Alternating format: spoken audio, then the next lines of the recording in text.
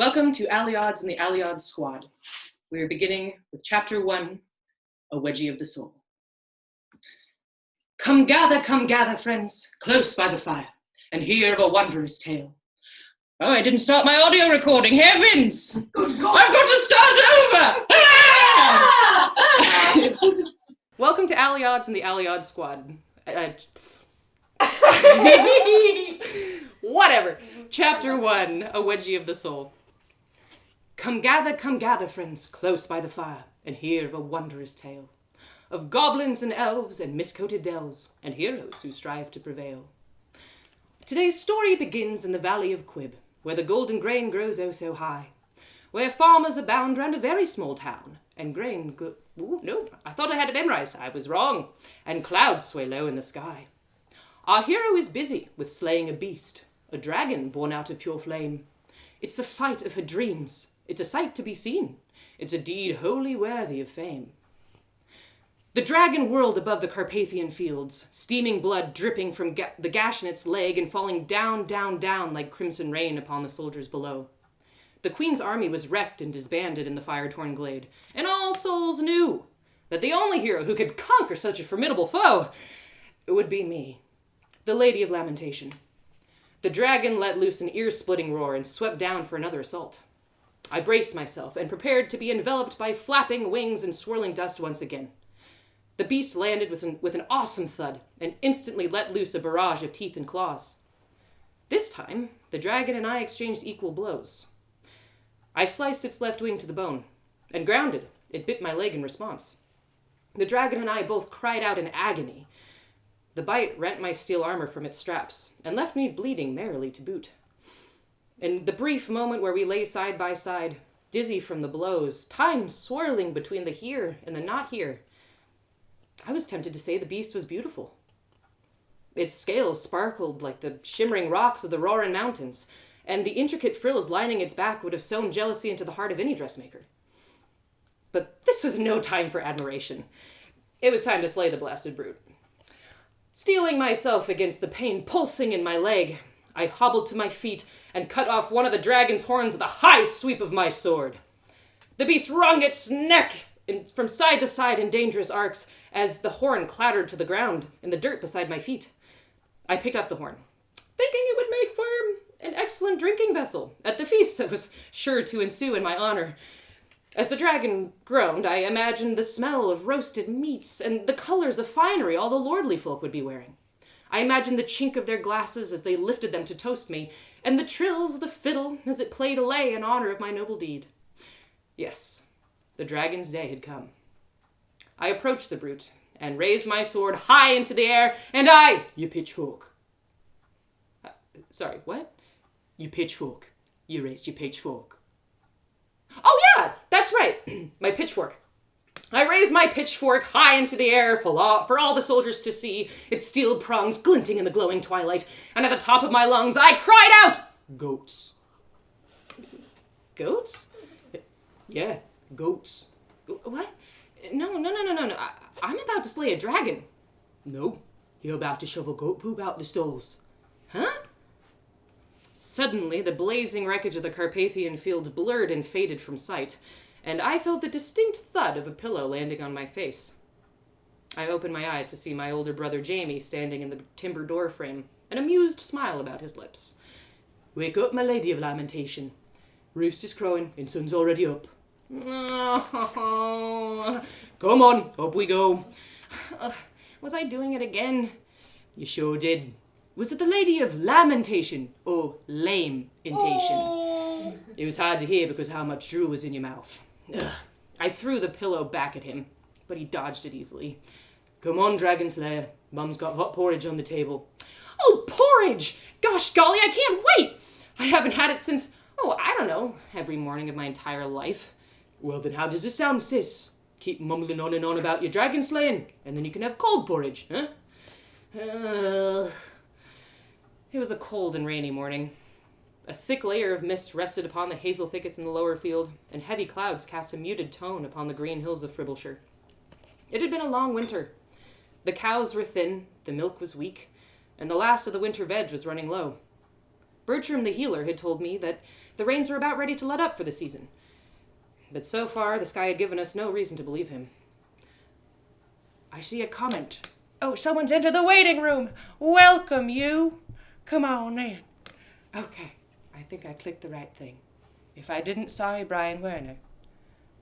Okay, well, we'll find out. Or we won't. Okay, where was I? I pulled on my woolen skirt and my favorite and only knitted sweater, and stumbled into the kitchen, where a small fire glowed in the hearth, and where Mum ladled steaming tea into wooden cups and set them on the table. Various herbs hung from the rafters, strung up to dry for teas and medicine, and Mrs. Morris cleaned her paws on the foot of Jamie's bed up in the loft. Jamie sat in the seat nearest the fire and shoveled down spoonfuls of, you guessed it, porridge, while Mum leaned against the stone mantelpiece by the fire and sipped her tea. Mum smiled at me and asked, "Dragons, was it this time?" Yeah. It sounded wild, this one. Whole armies and everything. Did you save the day?" "Not quite," I said, scowling at Jamie, who smiled up at me, feigning innocence. I sat down across from him and smelled the familiar scent of lemon balm rising from my tea. Suddenly, I felt something drip onto my head. And then again. And then again. I looked up and a drop of water splashed straight onto my forehead. "We've got another leak, Mum." I shifted my chair so the drip would fall onto the dirt floor instead of my head, and Mum looked up at the thatched roof and sighed. "Winter's nearly over. I think we can make it through without drowning." "Nah, Mum, I'll fix it after the morning chores are done." Another trail of drops began falling, directly into my porridge. "Please do," I said, and then dug into my cold, rainy breakfast. Jamie gulped down the last of his tea and shuffled into Pa's old oilskin coat. "I'll run up the road and see if Martin can come and help." "Oh, he's not going to be able to help you with that gimpy leg of his." "No, Martin Smith. You're thinking of Martin Gray." "Oh, aye, Gimpy Gray, the butcher's boy. Mix them up somehow." "He's nice, that Martin Smith." "Aye, but he's strange." "What do you mean, strange?" "Well, besides the lisp and only wearing the colour brown, he's got eyes on Allie Odds here. Nothing stranger than that." "Don't call me that." "And he does not." Oh, he does so. He said so at the pub last night. People say a lot of things with an ale in their hand. It's not the first time he said it. It's not the first time he's had an ale." "Oh, Allie, why not give him a chance?" "Well, because I don't want to." "Well, why not? He's a nice boy, and he'll have the farm once his father moves on, though we pray the day never comes. You could have a nice turnip farmer, eh?" "What is this, the spring cattle auction? Did I just go up for bid?" "What? There's no harm in dreaming. You know that better than anyone. Mothers can have their fair share too. Besides, you could do worse for yourself than Martin Smith." "But I don't want someone like Martin Smith." But what if Martin Smith is the only someone who'd want you?" "Well, great. Thanks, Jamie." "What, other lads banging on the door? You're almost 18, Allie. Mum and me's got the farm, and someday I'll have a wife of me own to look after. Where are you going to be? Still dreaming and drooling in that bed there?" "Jamie? Would you look at that? I've got chores to do. Shucks, better go out into this mighty fine weather we're having and shovel some poop. Fun!" See, that's what I mean. Why do you talk like that? Do you know what it's like walking down the street having you for a sister? People starting to look at me funny." I rose up from my chair and headed for the door. "Thanks for breakfast, Mum. Delicious as always." "Allie, please." "What?" "Well, your brother's being a right ass about this. But please, if you would just...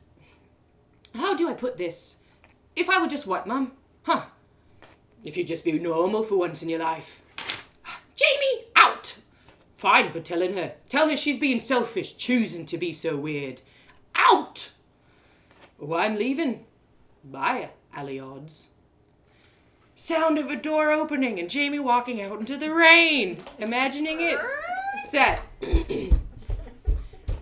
Oh, good footsteps, Aaron. My Foley artist in residence. Thank you. Mum and I stood in silence. I felt frozen, stuffed with 1,000 feelings that got jammed trying to escape all at once. Mum ladled more tea into her mug and took a sip. Eventually, she said, "Sorry about him, Al. He's got his own problems to look after, and he knows it. Not one of us here has it easy, But it's not fair of him to be hurting you with his anger. Am I choosing to be like this? It doesn't feel like a choice. Oh, my dear Allie. Mom walked over to me and wrapped me into the kind of hug that only a mother can give. She traced soothing circles around my back, and I felt tears forming in my eyes. Do we choose to be who we are? I don't know, love. She let go and returned to her spot by the fire. She raised a hand to scratch her head and looked at me over with that befuddled gaze of hers, as if the me of me wasn't there, just the husk that the rest of the world knew as Allie Odds. I've never known. I held back my tears and went out the door. More door sounds and rain.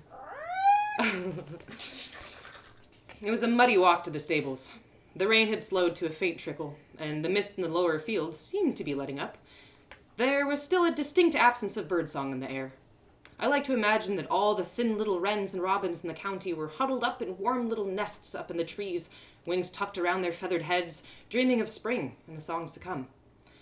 As I neared the cow pen and the scent of their nightly work hit my nose, I wished I could fly up into a tree and nestle alongside the birds. The cows bellowed, hungry and irascible as always. I grabbed my pitchfork, which, that day more than ever, I was distinctly aware was not a sword, and forked soilage over to the trough. Then I went to the other side of the barn, where Grandbauer the goat poked his head out of the wooden slats of his stall to say hello. Good morning, Grandbauer. Grandbauer was my most dearest friend in the world. I bent down to kiss his nose and tug on his ears, which was his favorite.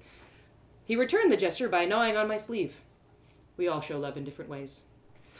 I'm so happy to see you, Gran. It's been a rough morning. Well, half an hour of morning still counts as morning. Fine, I see your point. We'd often talk like this, me and Grandbauer. He'd listen to whatever I had to say, making occasional comments and munching alfalfa while I bustled about and changed the bedding in the stalls. He rarely interrupted, and he was the only being in the world I felt I could be completely honest with. He never judged. He just listened. And where does Jamie come off, calling me Allie Odds, like the rest of the bloody village? He used to beat people up for calling me that, and now, Allie Odds, ugh. The tone in his voice, as if it doesn't hurt enough when they say it, he has to go and say it too? My name is Allie Fields, darn it! Allie freaking stupid Fields! Ugh! I kicked a milk pail beside the stall, and the noise scared Grandbauer.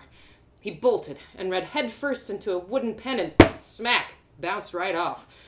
I dropped my pitchfork and went to calm him, petting the top of his head and tugging on his ears. I'm sorry, Gran. It's okay, it's okay. I didn't mean to scare you. Shh, but I can't stay in this field for the rest of my life. I rose again and picked up the pitchfork. I held it with two hands at the end of the handle, imagining the worn wooden edge was a glittering hilt. In a careful arc, I swept the tines to strike a blow from my left and pivoted sharply to take down an attacker from my right. I want to help people. Protect people. Exactly, I want to be a hero, like in the storybooks. I've been thinking about it, Gran. Imagine this. 5 companions. One who can fight their way out of anything, one who can stealth their way out of anything, one who can talk their way out of anything, one who can think their way out of anything, and one who can make anything out of anything. I'll be the fighter, of course, so it's just a matter of finding the other 4. Suddenly, the stables transformed into a forested clearing. Each wooden beam became a towering trunk with heavy foliage. Sorry, I know how to speak English. I was an English major in college. Was a towering trunk with heavy foliage. And Grandbauer was transformed into my trusty steed. He stamped his hooves into the dirt as a ring of greasy bandits surrounded us, wearing ragged leather jerkins and big ugly scowls. But suddenly, 4 strangers, whose faces I couldn't make out, stood beside me in an arc, facing the bandits. The bandits stepped forward one by one, swinging clubs and rusty iron swords, aiming straight for my head and clearly seeking my end. But my friends and I deflected their blows with dexterous parries, and hewed limb from limb until only one man remained, the chief. A scarred scrape across his cheek and a wolf pelt draped across his shoulders. He held a chained mace in one hand, and he stepped forward with a crooked smile. Unbeknownst to me, Jamie was watching this whole scene from behind the old oak near the barn, and he had Martin Smith with him. Honestly, she's not half bad with that thing. She's mental. I don't know, there's something kind of cute about it. Sweet Margaret Smead, you are desperate. Come on. Just as I was about to land the finishing blow across the chief's neck, Jamie's face appeared where the chief's face should have been. I paused mid-swing and felt my cheeks instantly flush red. Dragons again. No. Bandits, actually. God, you're crazy. Hey, I'm gonna take that before you kill someone for real. Jamie took the pitchfork out of my hands and handed me a heavy basket. Me and Martin are gonna fix the roof, so you need to deliver these eggs to the baker. Ooh, I need to go into the village. Yes, but don't visit. I'm gonna visit Bertram. Why, are you sick? No, he's my friend. Allie, don't. Last thing you need is some old coot filling your head with more silly tales. They're not silly, they're real. And he's not an old coot. Goodbye. Come on, Grandbauer. Oh, don't take the goat. Why not? It sounds like everyone in this town already thinks I'm a kook, so what difference does it make? I let Grandbauer out of his pen and put a lead around his neck. See, I told you, Martin. Daft as a daisy. Martin looked back and forth between me and Jamie, unsure of whose side to take. For the first time, I realized Jamie might have actually been telling the truth about Martin liking me. Daisies can still be beautiful, even when they aren't so smart. That's nice of you, Martin. Thanks. I tugged on Grandbauer's lead and walked away. Come on, Gran. See, I told you, she's mental. I loved going into the village. Our cottage... Erin has lost her stuff over here. She has this squeak laugh. I don't know if you'll be able to hear it, but a little bit. Okay. She's... Okay. Focus! There it is. I loved going into the village. Our cottage was a mile's walk away, and there was always work to be done at home, so we didn't go in... God! She sounds constipated. It's kind of funny. She laughs a lot. It's nice. All right, there's always work to be done at home, so we didn't go in unless we really needed to. But I always loved to, because Bertram, the village healer, would tell me stories from when he lived in distant lands, and was even teaching me how to read. No other girl in the village could read, and very few boys besides. So I dropped off the eggs to Barty the baker, and rushed over to Bertram's cottage as quick as I could. It was on the far end of the village.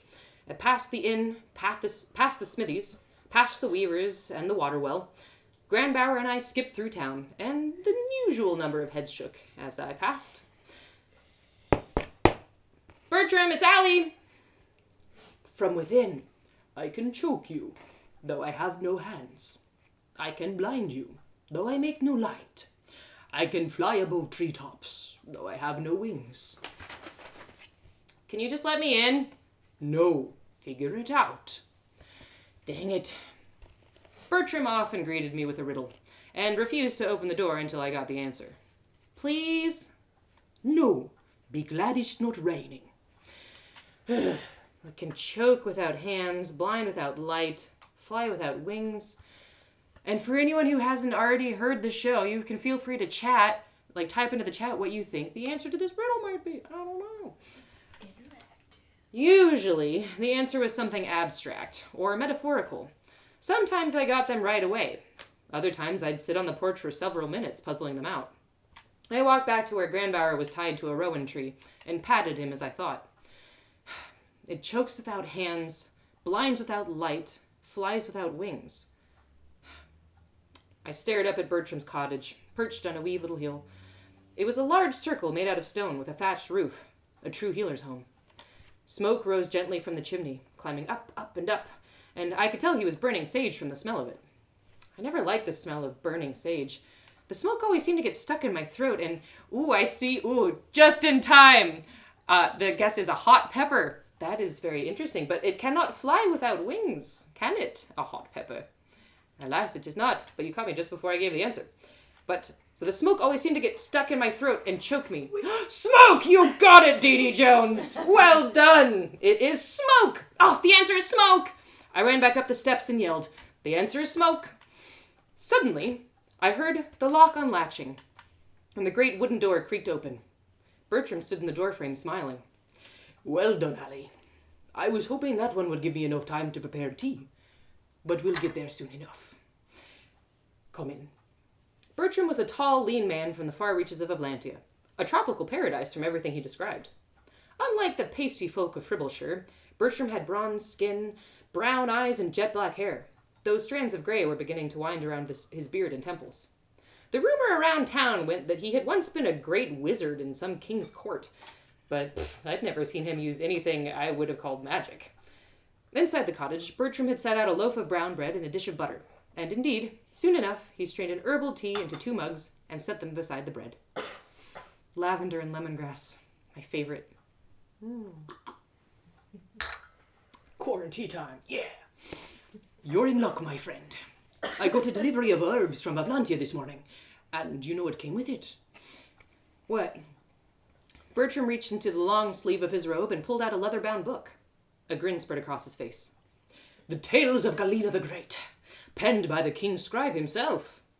Oh, cool. That's it? When is the last time we had a new book to read, huh?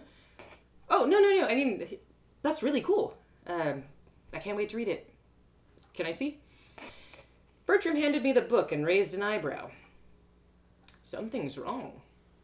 Nothing's wrong. I opened the book and glanced at the first page, which had a painting of an armored woman raising her sword against a dragon. I closed the book. It's just... Do you consider me odd, Bertram? Oh, yes, of course. Really? Why do you think we get along so well? Oh, so you think I'm weird too? Well, oh, come now, Allie. Everyone's weird. As absurd and strange and curious as you in their own way. I don't know. People in this village seem pretty normal to me. Well, then that's because they are hiding their weirdness. Because they are afraid of how other people would handle it. And so, they pack it away. They sweep the truth of themselves beneath a rug, where no one can see it. Because, for most people, life seems easier this way. But you don't do this. So you're saying it is a choice? Everything we do is a choice. You choose to walk around town with a goat. Why? Because he's my friend? You choose to come visit me, another weirdo. Why? Because I like your stories, and you're nice to me? I don't know. You choose to leave this village. Why? Well, because there's nothing here for me, and I don't belong here. Everyone knows that, and... Wait, how did you know I was thinking about leaving? Because it's time. It's painfully clear. More painful for you, I imagine, but obvious nonetheless. Wait, what? Oh, someone's trying to enter the meeting. There we go. Welcome.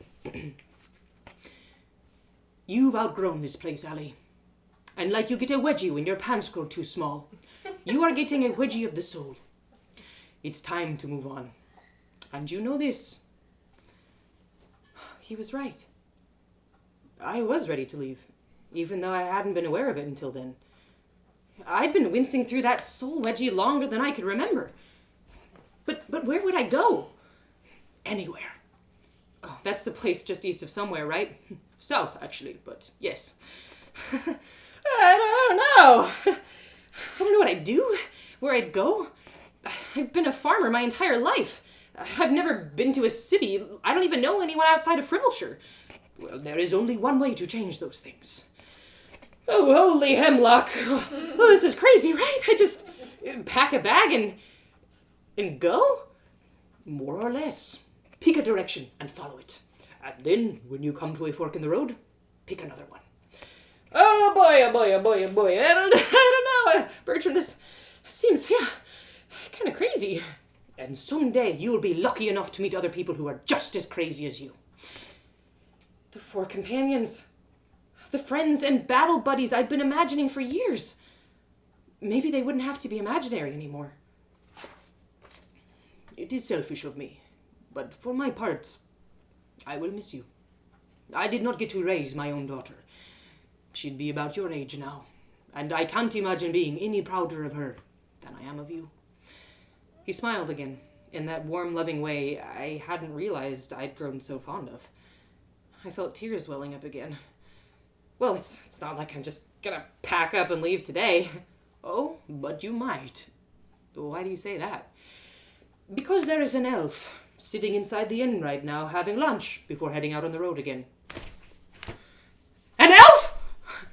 Yes, she is the one who delivered my packages this morning, and she will be heading west this afternoon.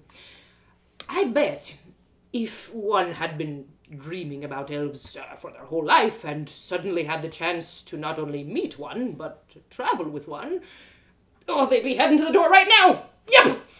I jumped out of my chair and bolted for the door. An elf! A real-life elf was in my town! In Fribbleshire! No one interesting ever came to Fribbleshire, let alone an elf! I nearly threw the door off its hinges as I rushed out of Bertram's cottage, and as soon as I hit the dirt road, I hauled up my skirt and ran as fast as I could towards the inn. "Don't forget to say goodbye before you go!" "I won't!" I was so excited. I thought my heart would pop out of my chest and dance a whole reel. I felt like I'd always been waiting for this moment. For something to come along that would pull me out of myself and launch me into the person I'd always wanted to be. It was all happening so fast. But it was happening! I ran to the village square and leapt up the steps of the old Rose and Thorn. I threw open the doors and stepped inside the eating hall, and panting and out of breath. I saw Farmer Mordain and Farmer Houghton, and Farmer Giles and Farmer Miles. They all eyed me over the rims of their tankards and mumbled comments under breath. I scanned the room for a face I didn't know, and found it busy eating in a cozy corner by the bar. She was an elf, all right. Aaron has lost it again. Okay. Anyway, she was an elf, all right. Dark brown skin, long pointy ears, slanted green eyes, and fair as the storybooks told, but fair in a dangerous way, like a well-hewn sword that could slice as neatly as it shone. Still panting, I approached her. She looked up from her meal as I drew close, and I saw her left hand glide instinctively towards something at her hip. I admit I stared at her in wonder for much longer than was appropriate, but, I mean, she was an elf! Can I help you? Hi. This is random, but would you, by chance, be interested in having me come with you on the road? Ooh, someone's trying to join the meeting. Welcome. Okay. No. The elf went back to her eating, unfazed. Oh, sorry. I should introduce myself. My name is Allie Fields, and I live here. A farmer, like everyone. But I've been thinking about getting out of town, and... No, well, but I was just looking for someone to kind of help me get out on the road for the first few days. And I figured if you're already going somewhere, then maybe... No! But you're going somewhere. And you're an elf. The elf set down her eating knife and looked at me. Do you have any money? Just a little bit. But I thought, do you have any gear? Like a jacket? Do you still wear diapers? What? No! Right, well, either way, I'm not a babysitter. Move on. She gave me a glare that let me know she was not kidding, and I felt myself run out of steam. I'm sorry. I've never seen an elf before, and I got a little too excited, I think. Started to think you just existed in storybooks. But here you are, just when I'm thinking of getting out of this town and seeing the world. I'm sorry I wasted your time. I turned to leave. But then I heard, where are you heading? Me? I don't know. Somewhere that's not here.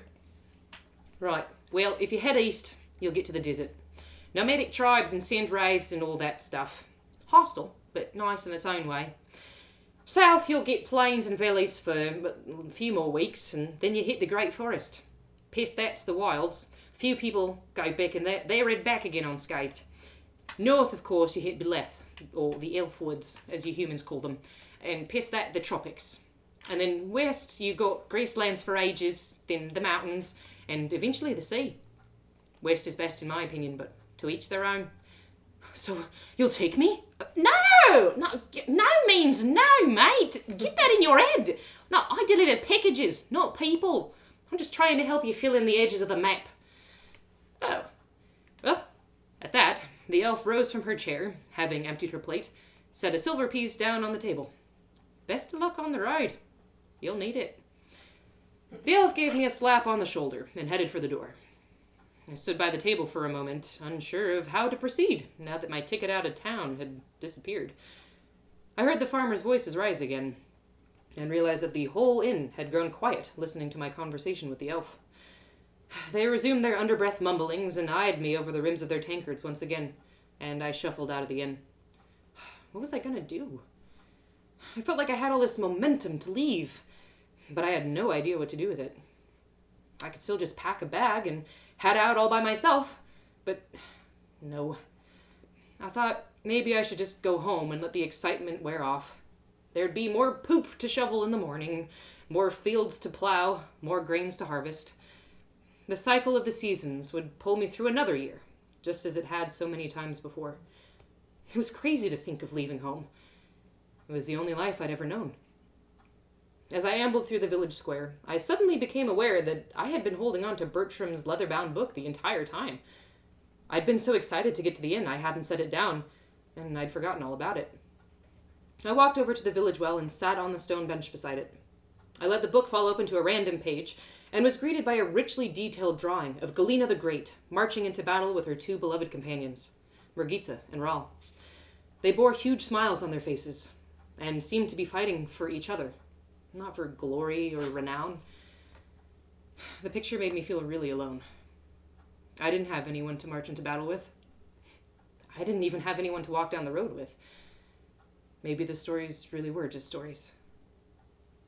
Me! Oh, I turned to the sound of Grandbauer's voice and saw Bertram walking him towards me on his lead. In your haste, you forgot your friend. Oh, we've got an iPhone wanting to enter. 1 second. Come on in. In your haste, you forgot your friend. Sorry, Gran.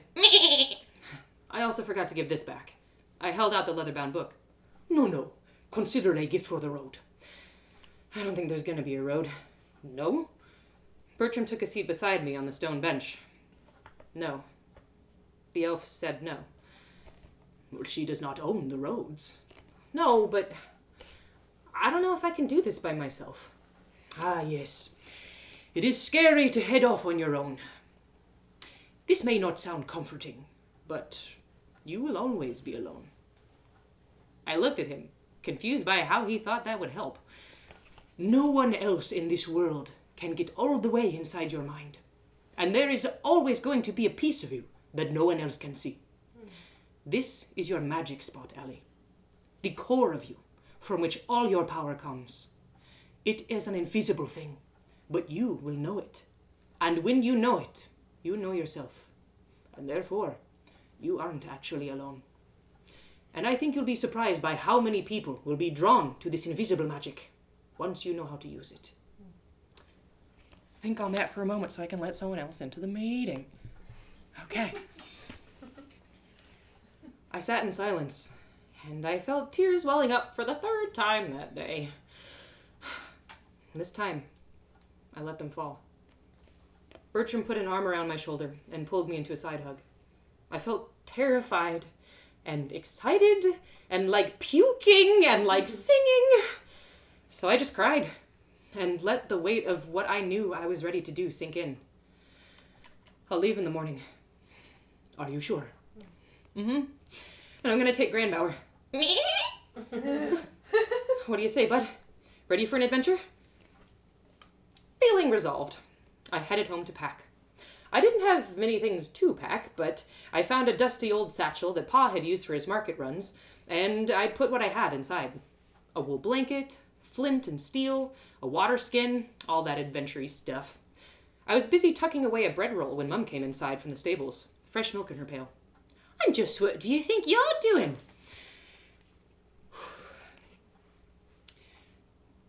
I'm leaving. Tomorrow morning, I'm gonna head west and see where the road takes me. You're joking. She smiled, but A flash of nervousness ran across her face. No, Ma, I'm not. I don't belong here. You know that as well as I do, and I'm gonna go find out where I do belong.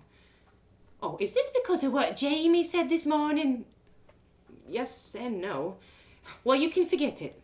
It was a load of codswallop. Think nothing of it. Mum, I have to go. There's nothing for me here. No, you're just tired. You're still upset. Why don't you just take a wee nap and forget this nonsense? Mum, please support me in this. What, in throwing your life away? No, thank you, madam. One death in the family was enough, thank you. Give me that. Mum reached for my satchel, but I held it away.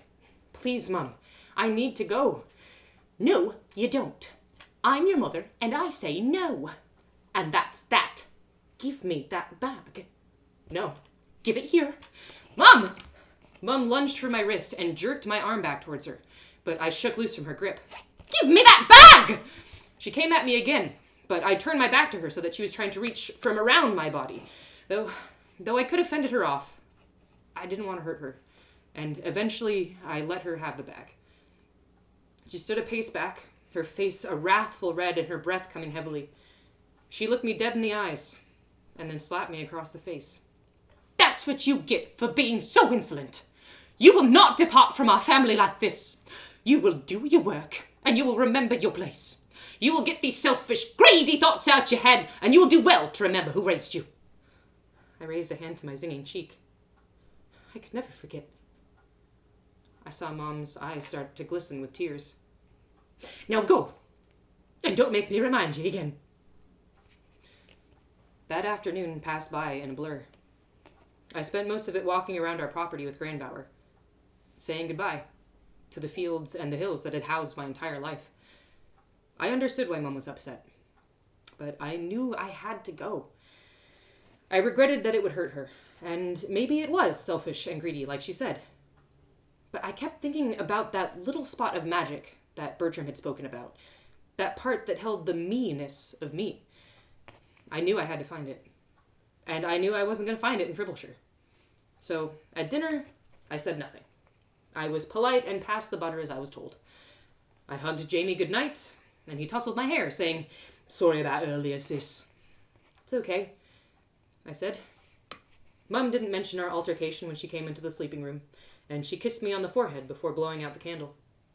I listened to her heavy breath grow more and more gentle as sleep took hold, and I wondered if I'd ever hear that sound again. Maybe someday she'd forgive me for what I was about to do. I tossed and turned and slept but a little, nervous and excited about the day ahead. When the waning moon began to droop low in the sky, I slowly crept out of bed, careful not to rustle the straw and alert Mum. I found where she'd hidden the satchel and repacked the few things she'd taken out, as well as Bertram's book. I sat by the glowing embers of the fire for a few minutes, gathering the last bits of warmth and courage I was sure to get before heading out on the road. As light returned to the sky, I went out to the stables and lashed the leather lead around Grandbauer's neck and led him from his pen. Me! Shh. Stealth, Grandbauer. Stealth. Me! Good boy. We walked through the village, past the inn, past the smithies, past the weavers and the water well, until we came to Bertram's cottage on the west side of town. There he stood, wearing a deep blue robe and holding a small bag of cloth in his hands. "May I join you to the edge of town?" "Mm-hmm." I nodded vigorously, relieved beyond belief to have him with me for the first few steps. I felt nauseous and shaky. I don't think I'd ever walked so slow before, and it felt like my boots were made of stone. Several times I paused and thought of turning back, but then somehow my feet kept going forward, and soon we were at the edge of the village borders, where a thin grove of trees met the open fields. There we paused, and turned back to look at the east, where the sun was rising above the frosted hills of Fribbleshire. For once there was no mist, and no sign of rain clouds. The sun glittered off the fields like they were crystal plains, and home had never looked so wonderful. "See, I told you spring was on the way." I took a deep breath and looked at Bertram. I felt like I was going to cry again. I'd never been so weepy before. He smiled at me and held out the bag he'd been carrying. "Here, a few coins, because you will need them and I will not. A dagger for safety. Remember, even the most alluring rose still hath thorns. And bread, cheese, and meat, because you eat more than you think you do. Thanks, Bertram, for everything. I'll miss you. Once more, the pressure of tears built up behind my eyes, and once more, I could not hold them back. Bertram opened his arms for a hug, and I leapt into them. Shh, shh, shh. Oh, we will see each other again, my friend. No matter where you go, no matter what happens, you are my friend, and I love you. And so does he. You'll keep an eye out for Mum and Jamie? One eye for each. Are you ready? Okay. Yep. Okay. Bye, Bertram. Goodbye, Allie. For now. Come on, Gran. Grandbauer and I stepped out onto the open road, and for several paces I still felt shaky and nauseous. I looked back over my shoulder, and Bertram was still there, waving. I took a deep breath and picked up the pace. Soon the rhythm of walking soothed my nerves, and I felt excited instead of anxious. Birds were chirping in the treetops, and the sun was shining in a way it hadn't in months. The beat of my footsteps reminded me of a song my dad used to sing. It was a song his father had sung to him, and his mother before him, and so on. The tune came to my lips, and I couldn't help but sing it for all the world to hear. It started shaky, but as I sang, it filled with a courage I didn't know I had. And there are some people here who might know this song, so if you want to sing along, I don't know if you can really sing on your computer if you happen to know this song, but this is a really important song for the times we're in right now. So I hope that this can be a gift and offering, a piece of medicine for you in these times. Fear is not my leader. Fear is not my home. I am led by love, and love alone. Fear is not my leader. Fear is not my home. I am led by love, and love alone. I follow hard, I follow peace, I follow truth and the wisdom in me. No, there's nothing to be afraid of. No, there's nothing to be afraid of. We all carry a light, each one of us, we all carry a light. May we know our strengths, know them in this life. May we know our strengths, know them in this life. End of episode 1. Thank you all for joining me. Yay.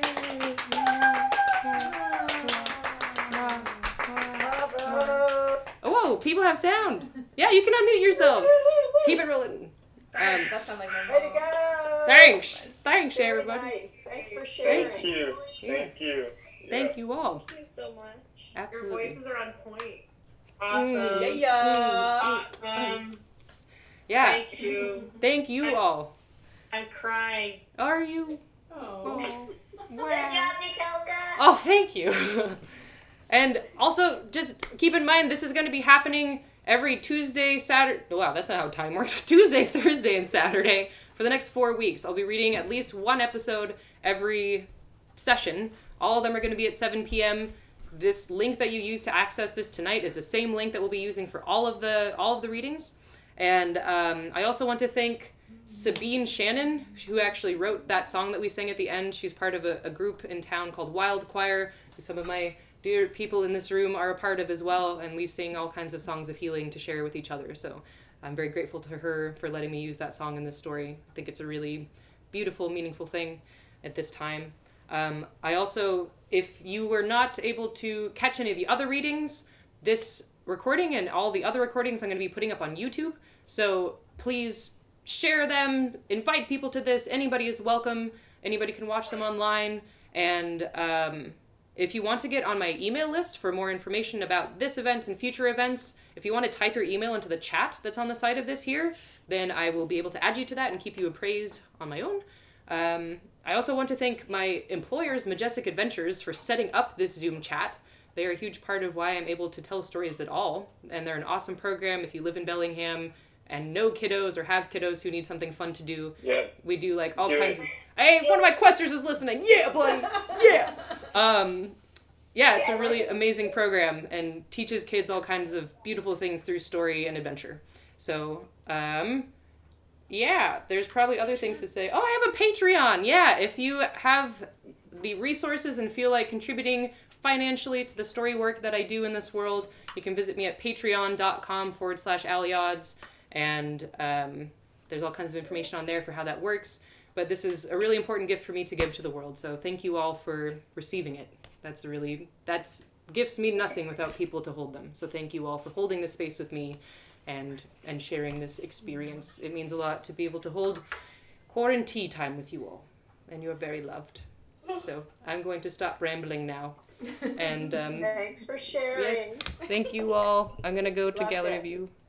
Oh, Wow. I I can- someone's got a fire. So, oh, you got a fire! Josh is actually gathered around a fire! Heck yeah! Whoa! Jealous. Whoa! You're cool. I'm also gonna unmute everybody. It's gonna be chaos. Be fired. Fired. Hello, everybody. Goodbye! Totally love it. Totally love it. Oh, thanks, guys. See you on Saturday.